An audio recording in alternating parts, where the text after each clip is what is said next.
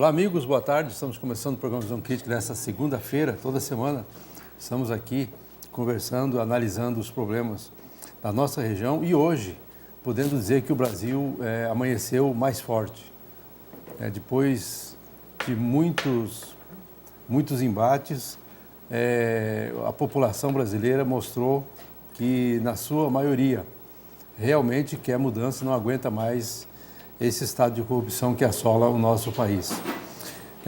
As manifestações desse domingo, que foram maiores do que a de junho do ano passado e também em São Paulo, conseguiu superar a das diretas já, mostra qual é o grau de insatisfação do povo brasileiro, não só com o partido do PT, mas com a corrupção que assola aqui o nosso país. E é essa situação que nós vamos hoje abordar aqui, aproveitando sempre o Ivanildo e também hoje o Caio Román, que é nosso companheiro, nosso parceiro, nosso irmão, que é presidente da CDL, é um dos membros do Partido Verde, né? E é uma pessoa altamente conceituada nessa área política aqui para a gente comentar e discutir esse assunto.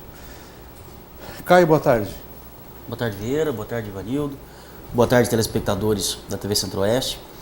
Realmente, como você disse, é um marco, né? Mais um marco na história social e política do país. E parece que realmente o Brasil está querendo acordar ou já acordou, e dada essa circunstância ao qual o governo tem nos afundado, tem nos colocado, né? Então, cada brasileiro agora está sentindo na pele realmente todo esse desmando que vem ocorrendo aí já pelo quarto mandato consecutivo. Tá certo. Ivanildo, como o Caio falou, é um marco, né? Mas parece que o Brasil acordou, mas Pontes Lacerda continua dormindo, né? Porque no domingo à tarde a praça não tinha absolutamente ninguém, né? E pelo que a gente vê, né, parece Pontes Lacerda que é uma ilha de prosperidade em volta de corrupção, quando parece que nós estamos fora desse contexto do Brasil aí, né? Boa tarde. Sim, boa tarde, Vieira, boa tarde, meu irmão Caio, boa tarde, sociedade Pontes Lacerdense regional. Sim, eu acho que Pontes Lacerda, Vieira, ela se fez representar agora quando a maçonaria, encabeçando esse projeto do Ministério Público Federal, que precisava de milhares de assinaturas para implementarmos 10 pontos de combate veemente e duro da corrupção, vindo corroborar a lei de responsabilidade, Pontes Lacerda foi a cidade do estado que mais promoveu e que mais forneceu assinaturas. E eu conversei com algumas pessoas que nos ajudaram da última feita, quando a maçonaria foi para a rua aqui, quando as entidades, sindicato, LAIS, Rotary, entidades representativas várias como CDL e Associação Comercial, eles acharam que não adiantaria participar aqui porque não teríamos o eco que nós precisávamos ou que nós imaginávamos. E também, confesso, Vieira, que esse movimento, viu, Caio, ele surpreendeu não a nós aqui, mas surpreendeu o Brasil, surpreendeu a Dilma e surpreendeu a todos. Porque em todos os quadrantes do país o movimento foi superior ao das diretas já. E o discurso da presidente, Caio, parece que não era com ela. Ela estava no outro mundo, ela falando para... Mas ela é de outro mundo. Sim, eu acho que ela não acordou, porque aquilo é contra ela. Entendeu? E isso, o que mais me importa, eu não sei se vocês pensam da mesma forma, e nem têm a obrigação de pensar, mas quem está na Berlinda é esse Congresso, que excetuando esses parlamentares, na sua maioria, que entraram agora, é muito raro você olhar para um e apontar que não tenha uma denúncia ou uma participação em algum caso de corrupção. Então esse Congresso que aí está, precisa ser trocado, porque o povo realmente cansou e mostrou isso nas ruas, na minha opinião. Agora, Caio, como que a gente vê a grande diferença nessas manifestações, inclusive com relação ao colorido, né? Está muito claro assim, ó, entre o verde e amarelo de um lado e o vermelho do outro, né? Porque o PT não conseguiu chamar para si a defesa do país. Eles só estão defendendo o próprio partido e os membros do partido. Eles não conseguem avançar, né? O PT há muito tempo ele deixou de ser partido, ele é praticamente uma religião, né? Eles defendem às cegas o partido como se fosse uma fé, né? Não tem razão, não tem racionalidade já há muito tempo dentro do Partido dos Trabalhadores. Infelizmente, perde muito por isso, né? E essa defesa às cegas apenas do partido e com maquiavelismo, aquele maquiavelismo de que os fins justificam os meios, né?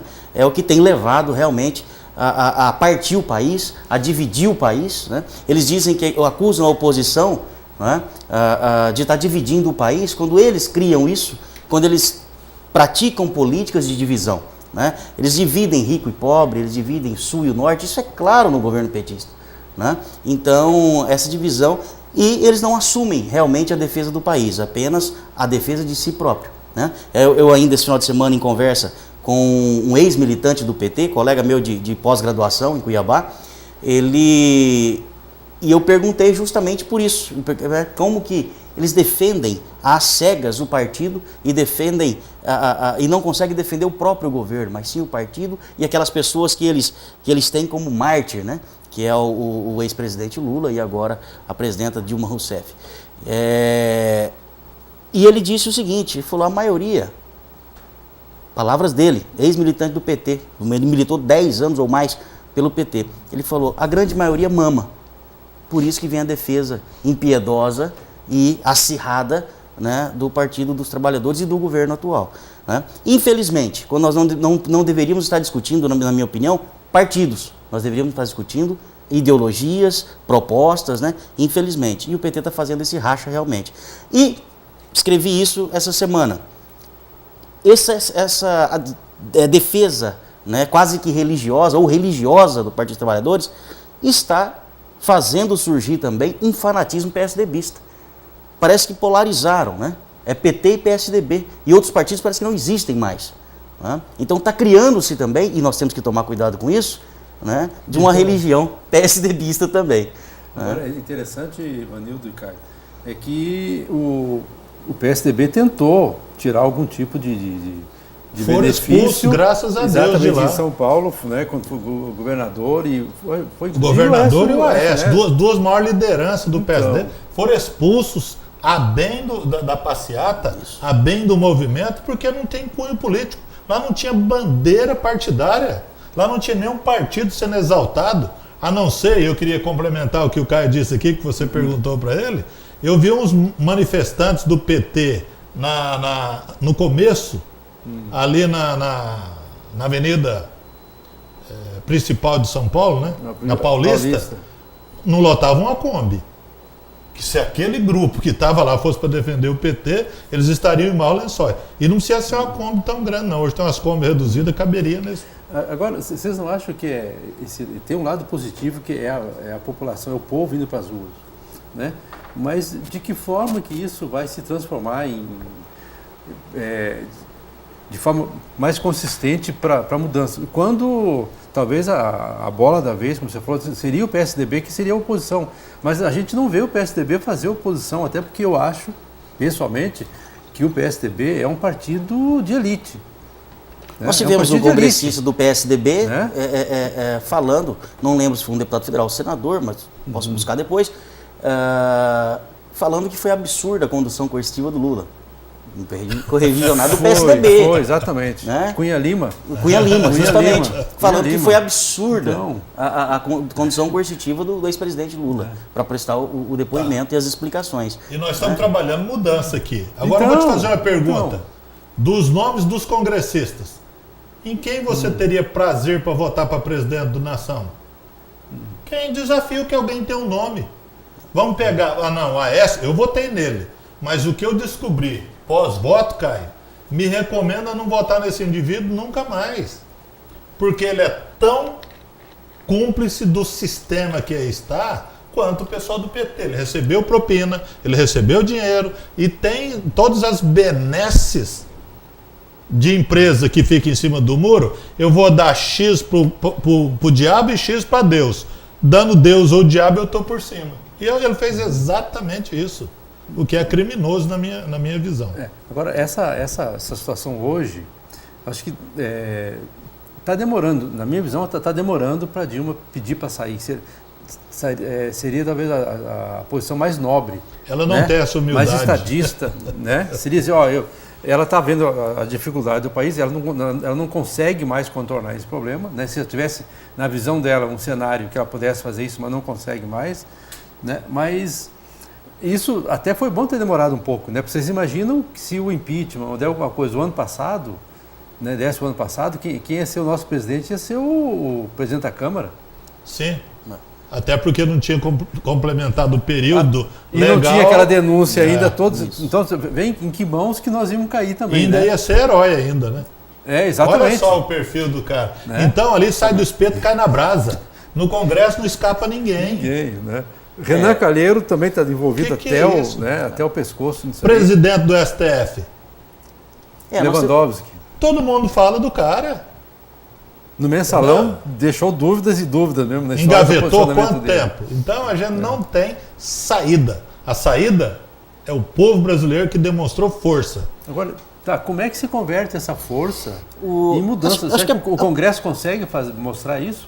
Ou será que o TSE vai conseguir se sensibilizar nessa hora e acelerar esse processo de passação? A mudança de cultura e quebras de paradigmas sociais leva muito tempo, né, Vieira?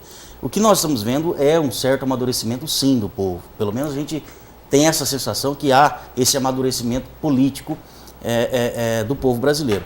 É claro que a gente não vai resolver tudo este ano com um processo de impeachment, ou que seja daqui a 2 anos e meio aí com uma nova eleição. Talvez a gente não consiga ainda trocar todos os nossos congressistas corruptos, né? Mas eu creio que esse amadurecimento, e aí é onde as manifestações contribuem para isso, porque chama a atenção daqueles que estiveram inertes, que não prestam atenção, que não quer saber de como é o sistema político, ou de como se conduz a política no país, chama a atenção dessas pessoas e leva, sim, uma certa politização. Então, é muito importante, são muito importantes as manifestações, devem acontecer, sim, e o debate de ideias. Debate de ideias saudáveis, como nós fazemos aqui, como você dá oportunidade, não apenas direcionado ou polarizando em ideias fixas e quase religiosas, como eu disse, de um partido ou de outro. Tá certo. Agora, escuta, trazendo um pouquinho essa situação toda aqui para Pontes de Lacerda, a gente tem uma eleição municipal agora, né, mês de outubro. Na eleição anterior, né, já a população, o eleitor já começou a sentir também que deu aquela ideia de mudança. É hora de mudar, é hora de mudar, é hora de mudar. Acabou elegendo, né, o atual prefeito Donizete, que era um desconhecido. Teve gente que no dia da eleição não conhecia ele ainda. Né? Partiu de 3%, 2-3% da pesquisa e acabou ganhando a eleição com 66%. Vocês acham que esse ano deve acontecer também esse mesmo fenômeno? Assim, vai insistir, porque às vezes isso é cíclico, né?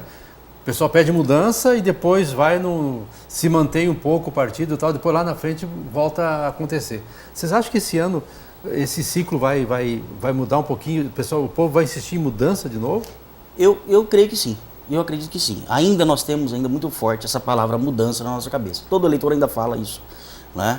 No município a gente vê isso, nos outros municípios a gente, né, lendo, estudando política no Brasil inteiro, nós ainda temos esse sentimento, principalmente com essa força agora dessas manifestações. Isso leva esse sentimento para o eleitor, né? Nós devemos mudar. Talvez seja uma mudança até um pouco irracional. Né? A gente não pensa muito para mudar e vamos tentar mudar. Isso talvez também, na minha opinião, é salutar. Eu acho que nós devemos tentar o novo, né, quando nós não estamos numa posição de conforto. Eu acho que o novo tem que ser tentado. Né? É uma característica boa que nós estamos adquirindo. Né? Quando nós realmente tivermos certeza que aquela mudança foi para melhor, aí a gente continua. E até essa certeza chegar, nós devemos mudar. O que você pensa, Vanildo? Eu acho que esse fenômeno vai ocorrer em quaisquer que sejam os quadrantes do país. Só que nós não temos nomes para ofertar a mudança que o povo quer e precisa. Vamos pegar no nosso domicílio. Quem são os nomes da candidata a prefeito que a população gostaria de votar? Até agora não tem. Até agora nós não temos. Por quê? Porque as pessoas que talvez a população gostasse ou quisesse ver à frente do executivo não se propõem a ser candidato. Porque é uma barra hoje, Vieira, ser candidato a prefeito. É uma barra, Caio, assumir agora o próximo candidato a prefeito. Todos os prefeitos do Brasil tiveram um corte orçamentário de repasse do governo federal na ordem de 25%. As perspectivas até 2018 é que esse corte permaneça como está e até aumente. Como fazer gestão? Porque as coisas não ocorrem em Brasília, elas não ocorrem em Cuiabá, que é a nossa capital, elas ocorrem na base, aqui no município. E o cara ser prefeito para administrar folha, ou para ter apenas que fazer arroz com feijão e ainda sem tempero, quem é que lucidamente quer uma situação dessa? Com esse Congresso que nós temos, que lá o governo federal, Caio, apropria de 60% do bolo brasileiro e só devolve aos municípios através de emenda parlamentar. E quem não tem representatividade? Fica a ver navios. É isso que assusta no atual sistema brasileiro, que é vergonhoso. Além de toda a dificuldade de gestão, já elencada pelo Ivanildo, nós temos o Ministério Público ávido por... Caça ao fantasma? Caça ao fantasma. O nosso Ministério Público também levado por tudo isso. E precisa fazer, e também empurrado, levado por tudo isso que nós construímos no país nos últimos anos, né? Nós criamos a imagem do político bandido. Nós criamos isso. Sim. Né? Para o povo hoje, qualquer político, isso não presta. Não vale nada. Né? Então nós criamos essa imagem. Né? E, além de toda essa dificuldade de gestão, ainda o Ministério Público no calcanhar. E ainda bem que existe o Ministério Público, que é curador da causa pública e está atento a essas situações. Se hoje, Vieira, 70%, olha os números, 70% dos atendimentos no Brasil inteiro, não é Mato Grosso não, de alta complexidade da saúde, tem que ser judicializado, você imagina se não tem Ministério Público e Defensoria. Onde o pobre iria socorrer, Vieira? Justamente. Porque os caras não estão nem aí. Não tem vaga, não tem leito, não tem UTI. Quando tem cirurgião, não tem anestesista. Quando tem anestesista, não tem o material. Quando tem o material, não tem estrutura. É isso. Então, o Ministério Público é a tábua de salvação. Ah, interfere? Tem ingestão? Tem. Mas quem que causou isso? Os desmandos por uma classe política que devia ser dizimada nesse momento. Devia ser anulada. Vocês já prestaram grande serviço à nação, já faliram o país. Tchau para vocês, obrigado pelo desastre que vocês produziram. Vamos começar tudo outra vez. Aí eu acredito. Eu acho, particularmente, Leonildo, que eu acho que talvez o pensamento do povo seja mais ou menos esse. Você percebe que os políticos, que já são políticos quase que profissionais, profissionais na história, né? Já vem de vereador, né? Deputado, agora quer virar prefeito. Quantas gerações de político tem o Nordeste? Foi o tetravô, foi o bisavô, foi o avô, foi o pai e agora é o filho. Quinta geração. Eu acho que aí é hora de mudar mesmo. Eu acho que é hora de mudar mesmo.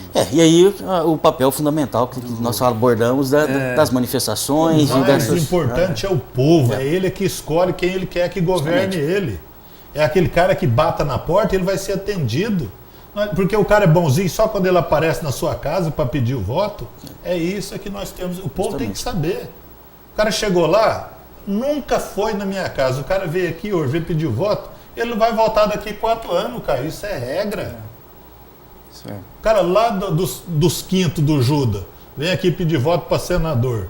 O cara não tem um palito aqui, vai fazer o que para nós? Nada. A gente tem que também estar atento a essas situações. Bom, o que vai acontecer? Qual é o futuro, né? Depois desse domingo, né? Dessas manifestações aí? Vamos ver, vamos comentar isso agora, né? Quais são os passos que devem acontecer, o futuro aí do nosso país, depois dessa manifestação popular aí. Mas depois do intervalo comercial, a gente já volta.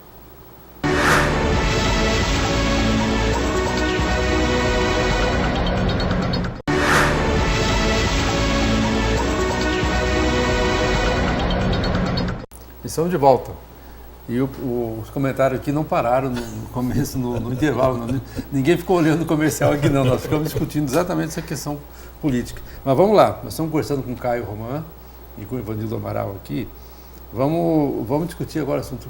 Como é que fica o futuro, daqui para frente? O que vai acontecer na visão de vocês? Cenário nacional? Cenário nacional. O que vai acontecer? Eu creio que o Congresso ficou um pouco pressionado, né? Depois desse domingo. Um pouco não, muito pressionado, né? Eu creio que o processo de impeachment deve ganhar mais força. Pode até ser que não se configure, né? Mas eu creio que vai ganhar força sim o processo de impeachment. Lembrando que a Câmara faz o juízo de admissibilidade, né? E o julgamento é feito pelo Senado. E eu creio que pelo menos na Câmara o processo deve ser votado sim, deve ir a votação e num período curto de tempo, né? Pode até ser, como eu disse, que não se configure o julgamento perante o Senado, mas força para o processo, força dentro da Câmara. O presidente da Câmara, apesar de malandro, extremamente habilidoso, ele é habilidoso, né? E ele vai fazer esse processo andar com certeza. Isso eu tenho certeza que vai acontecer. Até porque o governo não tem mais aquela maioria. Teoricamente ele tem maioria na Câmara, né? Teoricamente ele tem no Senado, né? No Senado ele tem a maioria. Tá. Mas na Câmara, se você somar PMDB, PT, PP, PDT, que são os partidos da base do governo, teria. Vieira. Mas diz que eles não têm. O governo estava contando com 200 votos até sexta-feira. Vieira, quando o barco afunda, que quem pula primeiro são os ratos. Quem pula fora primeiro são os ratos. Eu acho que a rua, o Caio foi muito feliz na colocação. A rua deu um recado, não foi a Dilma. Ela deu um recado ao Congresso. Câmara dos Deputados e senadores que são os responsáveis pelo processo de impeachment. E você vai ver a tomada, a mudança de posição do Senado e do Congresso amanhã já, na terça-feira, já começam as reuniões. Neguinho que estava em cima do muro já pulou para o lado da população, porque quando uma turba com essa movimentação gigantesca, envolvendo a nível de Brasil 6 milhões de pessoas, que é a estimativa a nível Brasil, não é um negócio assim de brincar. E o Senado já brincou com o Brasil demais. O Congresso já brincou com o Brasil demais. Não dá mais para... Eles não enganam mais ninguém. Está todo mundo insatisfeito. O que falta para detonar esse processo, para iniciar o processo de impeachment na Câmara? Porque bom, ele já tem alguns processos. Já foi startado, já. O presidente da Câmara já, inclusive, startou o processo. É irreversível. Tá, mas aí está faltando o que nessa hora? Tem aquelas sessões obrigatórias, tem o número de sessões obrigatórias. Tem um rito já definido pelo STF. Pelo STF, que eles são obrigados a cumprir. Já encaminhou para a Câmara e com certeza agora os prazos deverão ser cumpridos, mas com certeza os processos vão andar, que não são acho que são 2, né? Sim. Acho que são 2 processos. É porque o Caio falou certo, é definido na Câmara, ela vai perder de goleada. Juízo de admissibilidade. Só que vai para o Senado, coerente, que é quem realmente faz favorável àquilo lá, pode homologar a decisão da Câmara ou pode rejeitar. Quem caça é o Senado, a gente tem que ver isso. O princípio da admissibilidade é feito na Câmara, que é onde tem aquelas oitivas, onde ela vai ofertar toda a sua defesa, entendeu? Vai passar lá.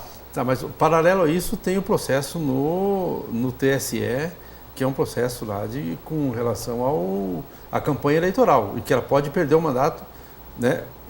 Talvez até antes do impeachment, dependendo desse processo. Vieira, é interessante a gente abrir um parênteses aqui. O governo tem se defendido, a própria Dilma, através de assessoria de imprensa e seus defensores, de que a prestação de contas foi aprovada. Esse é o único argumento, né? Sim. Mas a prestação de contas aprovadas, as prestações, as contas aprovadas, não quer dizer que não tenha fraude, dinheiro fraudulento, alguma coisa. Tem que ser referendado, né, pela Câmara. Porque uma coisa é o débito crédito contábil fazer bater, e é o que basta para se julgar aprovado uma conta. Outra coisa é a origem do dinheiro e é isso que entrou nas contas. E isso então, eles não justificam. Não, isso eles não justificam. Então o argumento de que não, as contas estão aprovadas dentro do TSE, isso não é argumento para o que estão procurando. Estão procurando justamente a origem ilícita do dinheiro aplicado. O dinheiro foi aplicado segundo os princípios contábeis. Mas de onde veio o dinheiro? É essa que é a questão. Essa é a pergunta. Então, esse discurso dos defensores do governo de que as contas estão aprovadas, não tem mal que ver, não. Isso é jogar para a torcida. Mas o TSE e o TCE não tem foro legal elegido para caçar. Quem caça é a Câmara. Os crimes de responsabilidade do presidente, quem caça é o Congresso. Assim como também quem caça o prefeito, o Ministério Público, o TSE, mas a cassação é feita na Câmara. Mas no caso específico... São invasão de competência, né, de poderes. O TSE é o Poder Judiciário nessa hora. Sim. Nesse caso, ele não pode declarar, não, é sempre... Tem que ser corroborado, tem que ser referendado. O Poder Judiciário, acho que é dele. Tem que ser referendado na Câmara. Será que tem que ser? O TSE ele vai julgar aquelas... E vai colocá-la nos crimes em que ele encontrar. Aí ele manda para a Câmara. Isso. E aí a Câmara vai avaliar. Será? É assim que funciona, Invasão de competência de poder, né? E é verdade.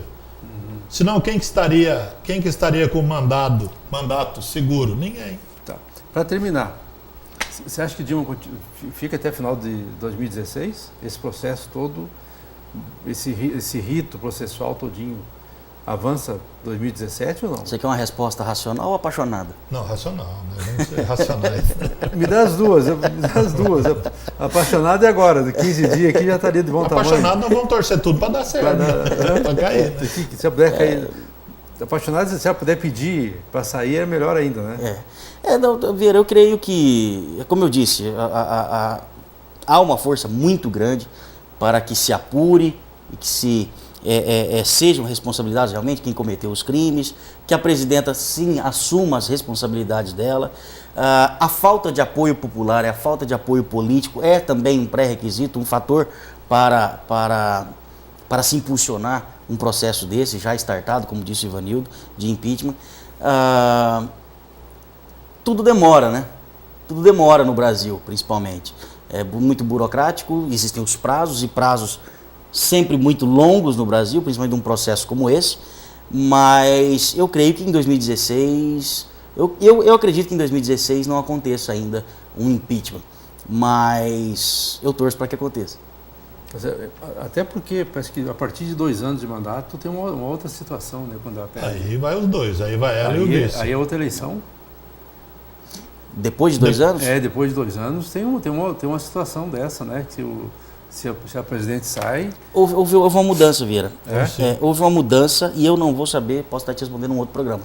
Mas eu não posso responder agora. Porque me parece que tem isso... Aí se for de 2 anos, sai ele o presidente, né, Caio?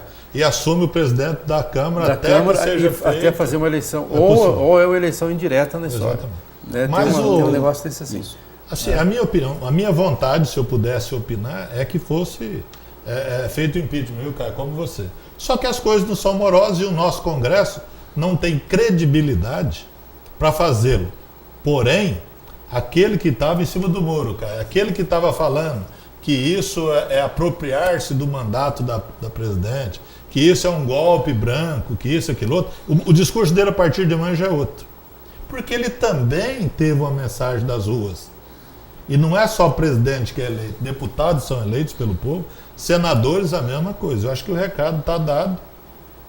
Quem tem juízo e o mínimo de inteligência entendeu o recado. É gente demais querendo a mesma coisa. Não tinha ninguém disperso ali. O que era o pedido?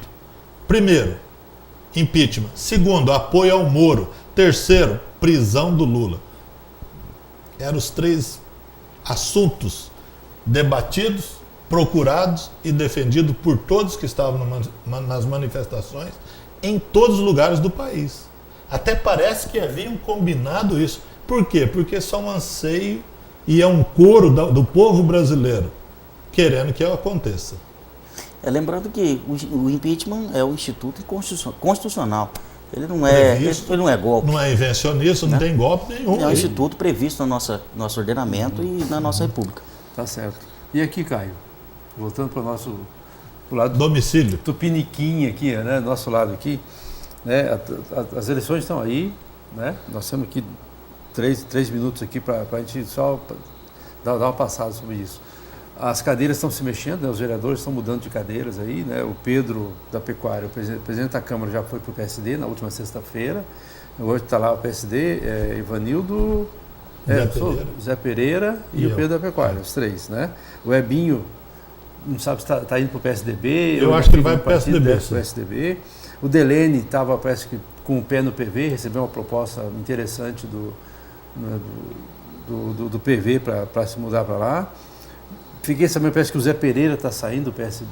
Confirmou hoje que não é verdade. Não vai ficar no PSD.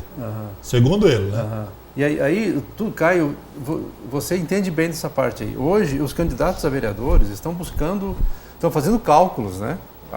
Quem tem intenção mesmo de fazer política mesmo, já não se faz mais política só na base do oba-oba na história, não, né? Hoje tem que fazer cálculo. Matemáticos, né? Tem que saber de que lado que vai, né? Para que lado que vai na história, né?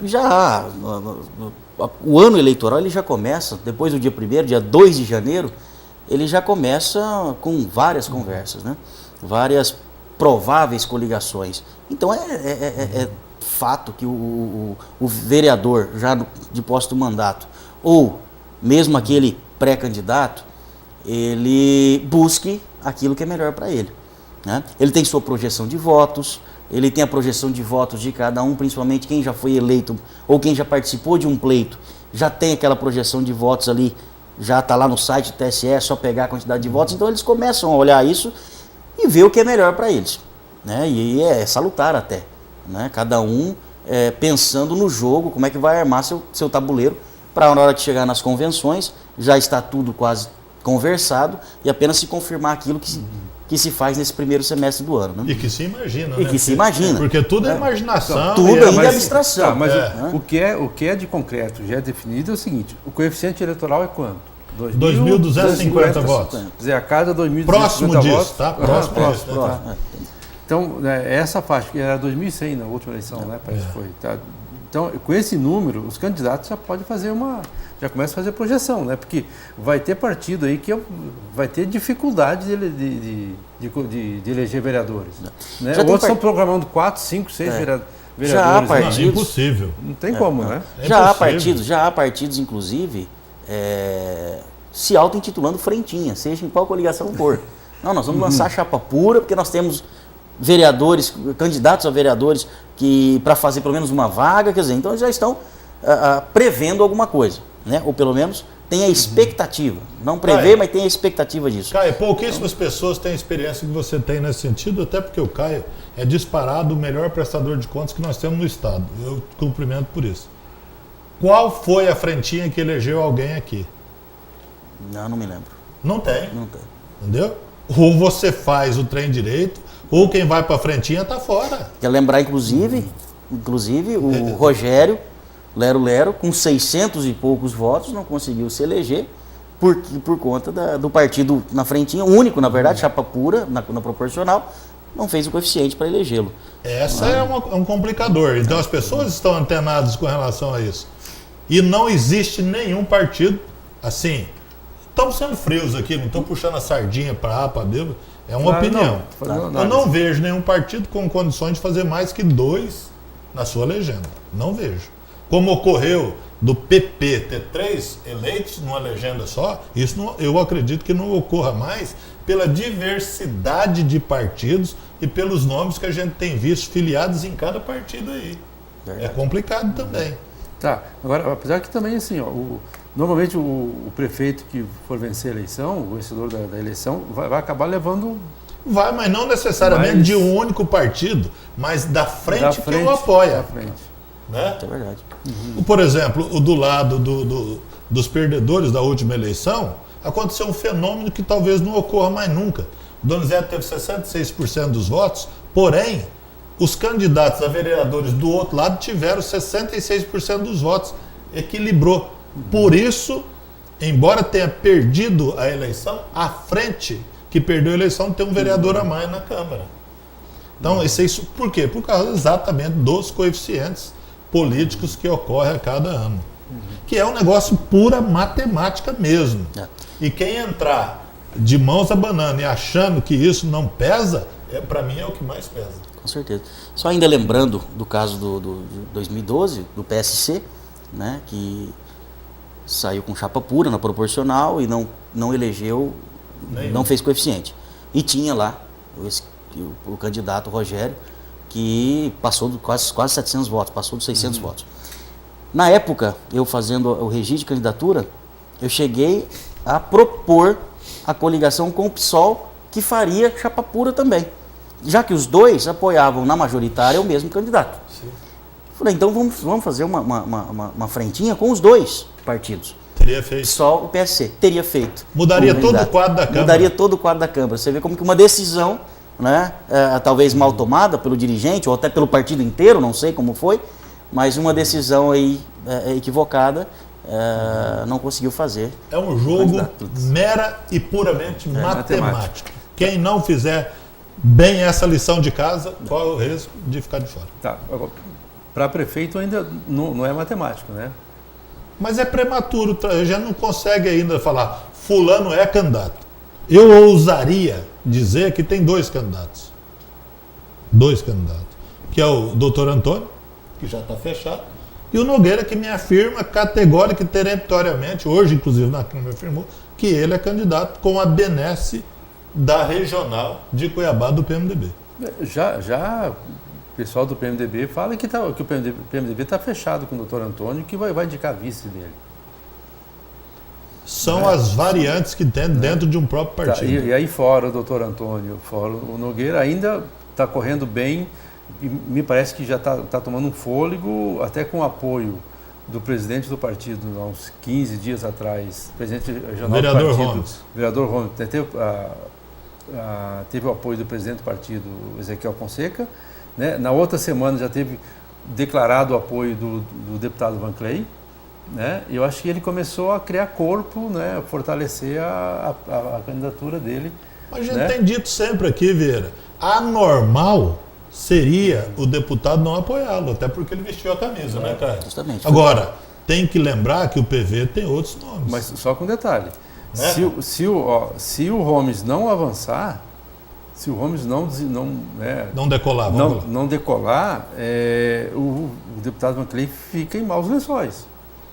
Né? Mas ele tem nomes. Porque teria 3 candidatos. Não, assim, porque a hora que o Romes fala assim, eu sou candidato, e ele é pré-candidato mesmo, olha, eu acho que agora já é irreversível. Você já lançou a pré-candidatura, né, pelo PP, ele é o presidente do PP aqui, então está tudo encaminhado para isso. De repente nós teremos três candidatos, porque você não falou ainda aí que o teu nome está cotado juntamente com o Alcino, né, no o PSD tem um candidato. E está faltando o PSDB, que é o partido mais forte hoje, que é o partido do governador e partido do prefeito aqui. Né? Por mais desgaste que o prefeito tenha e tal, mas é um peso político, até um compromisso político do Táxi apoiá-lo aqui. Ele coordenou a campanha do Táxi. Então seria 3 candidatos aqui. Sim, pode ser. Embora o Donizete tenha afirmado não ser candidato, né? Isso é público, ele afirma isso. Já o ano passado eu falava que o Donizete se tornaria neste ano um candidato muito forte, né? Logo com a ida do governador para o PSDB, com a coordenação que o Donizete fez para o governador aqui na região e talvez com alguns serviços que o Estado pudesse fazer no município. Esses serviços ainda o Estado ainda deve.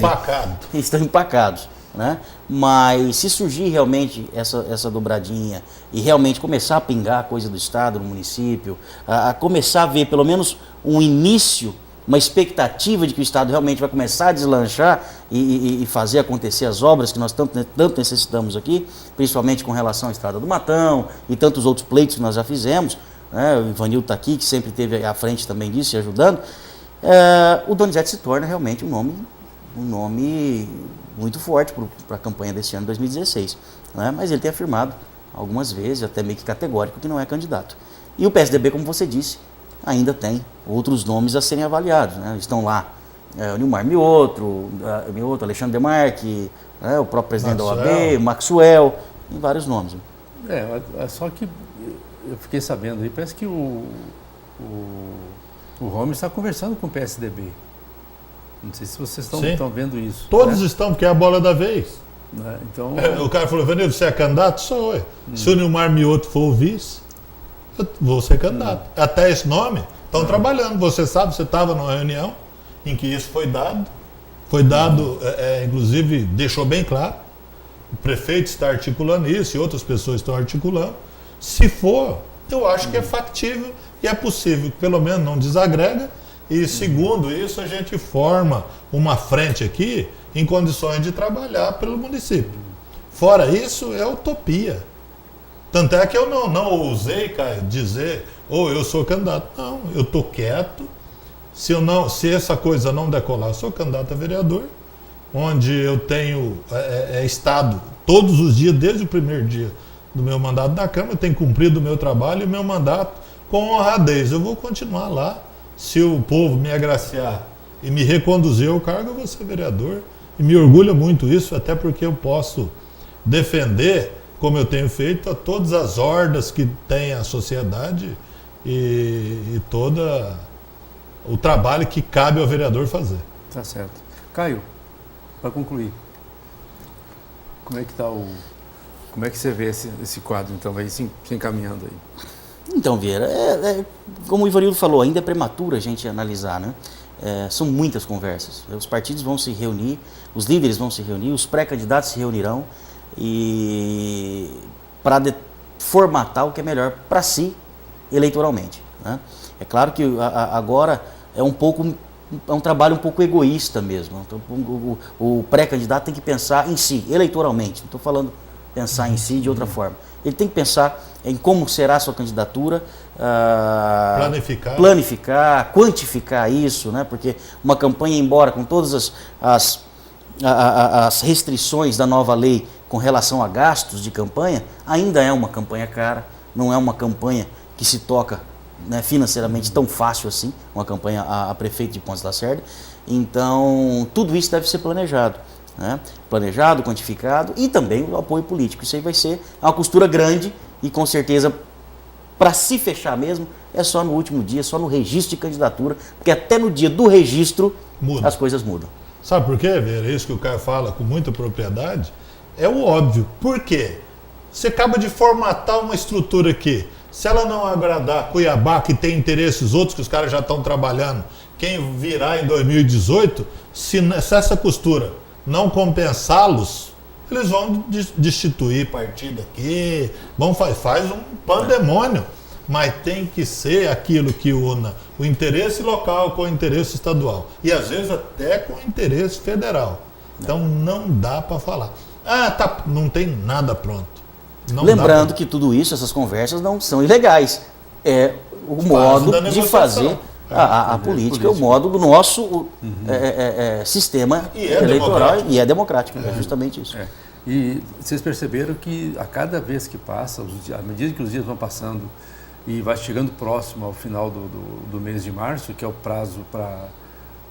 2 de março é o limite. 2 de abril.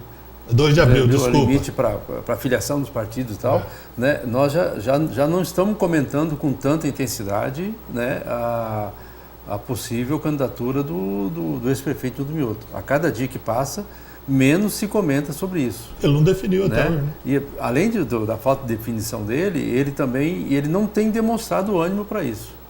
Ele tem percebido talvez até uma facilidade maior que até mesmo que das outras candidaturas dele, né? Talvez seja uma facilidade maior, né, para ele, mas ele não demonstra nenhum ânimo para isso aí. Então, ao que tudo indica, vai acabar ficando realmente entre os candidatos, até porque ele tem problema realmente na justiça eleitoral que ele tem que resolver isso antes do registro da candidatura, né? Porque se for para registrar a candidatura mediante liminar, todos, é complicado mesmo. Mas ele é inteligente o suficiente para não entrar em bola dividida, né? O cara é lúcido. Exatamente. A falta de definição do ex-prefeito Nilton Mioto, e não conversei com ele nenhuma vez, mas a gente escuta conversas de que ele afirma não ser candidato, né?